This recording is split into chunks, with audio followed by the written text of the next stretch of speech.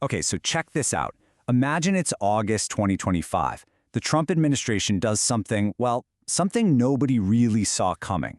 It takes a major stake in Intel, one of the biggest tech companies in America. And just like that, a huge question opens up about how America should and could invest in itself. And that brings us to the big puzzle we're going to unpack today. The government buying a chunk of a private company, that feels like an idea straight out of the playbook of the party that gave us big public programs, right? So why did it happen the other way around? It's a real political science head-scratcher, and we are going to get to the bottom of it. And look, we are not talking chump change here. This was an $11 billion move. The administration basically converted grants from the CHIPS Act into a direct ownership stake in Intel. This wasn't a handout. This was the American public officially buying in. And you got to understand, this is a massive shift in how we think about industrial policy. So here's how we're going to tackle this. First, we'll dig into that political science puzzle. Then we'll hop around the globe to see how other countries are already nailing this.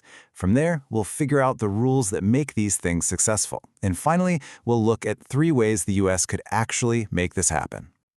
All right, let's dive right into that first big question. Why hasn't this idea of direct public investment been a thing in the US, especially for the Democratic Party? Well, the answer is kind of buried in its own history and political evolution. To really get it, you have to rewind the clock. The party of the New Deal, the one built on huge public projects and a solid partnership with labor, it made a major pivot back in the 80s and 90s. They went for this more centrist third way approach. And look, the strategy was to win over those suburban, white-collar voters. But in doing so, it kind of distanced the party from its working-class roots, and the whole idea of the government taking direct ownership stakes just sort of faded away. But it's not just about a shift in thinking. There are some serious roadblocks. For one, the party's brand took a hit in those old industrial areas. And then there's the big one. Any policy that even sniffs of state ownership gets slapped with the socialism label, which is just politically radioactive. In today's hyper-partisan world, a new idea like this isn't debated. It's immediately weaponized. And honestly, we just don't have a modern history of doing this. The focus for decades has been on regulating companies or funding social programs, not becoming a part owner. So while the US has been stuck on the sidelines, other countries have been doing this for a long time, and they've gotten really good at it. They've basically written the playbook. So let's take a look at what's working out there in the rest of the world. You can see there are a few different ways to do this. Take Norway. They have the biggest sovereign wealth fund on the planet. But here's the twist. They only invested outside of Norway. Why?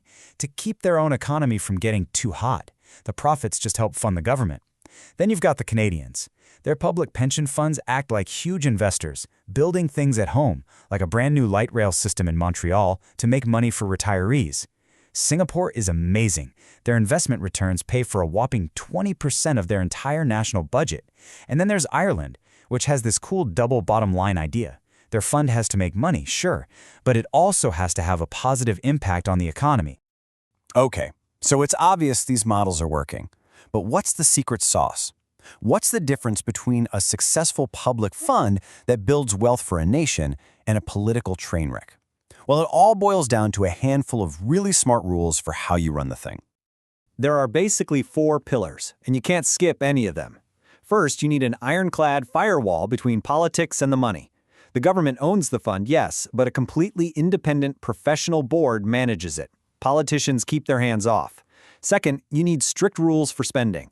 Norway has a law saying they can only spend about 3% of the fund's value each year.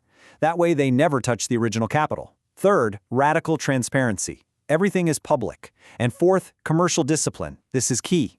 Even if you're building something for the public good, it has to be designed to make a real financial return. No pet projects. And if you want to see what happens when you throw those rules out the window, just look at the 1MDB scandal in Malaysia. It's the absolute textbook case of what not to do. A so-called strategic fund turned into a personal piggy bank for politicians, and billions, with a B, just vanished. That is the nightmare scenario that good governance is built to prevent. All right, so we've seen what works, and we've seen what a disaster looks like. With all that in mind, what could this actually look like in the United States? Let's bring all these lessons back home and lay out 3 possible paths for America. So here are 3 different ways the US could go, and they're not mutually exclusive. First, you could create an intergenerational fund, just like Norway. You'd seed it with money the government gets from unpredictable sources, like auctions for wireless spectrum, and just use the investment profits to help the budget. Or second, you could go the Canadian route. Set up independent public pension funds to build and own American infrastructure, using the profits to pay for retirements. A third option, create a development arm, kind of like Germany's amazing KW Bank, which would use financial tools to pull private investment into really important areas, like clean energy or semiconductors. But here's the thing. No matter which path we might choose, or even if we mix and match, these rules are the absolute 100% must-haves. You need a legal mandate with a hard cap on spending. You need an independent board, totally shielded from political influence. You need audited returns that are published for everyone to see.